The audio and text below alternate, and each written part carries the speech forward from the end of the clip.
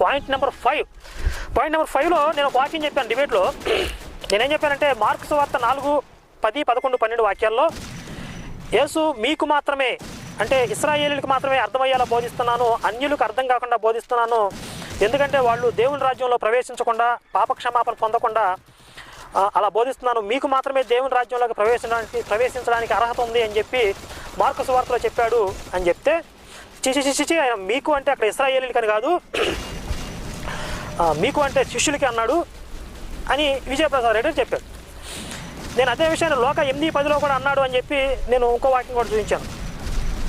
అయితే ఇక్కడ విషయం ఏంటంటే మార్కు సువార్తలోనేమో శిష్యులతో పాటు ఇంకొంతమంది వెళ్ళి యేసుని అడిగినట్టుగా ఉండిద్ది, అప్పుడు మీకు అంటాడు.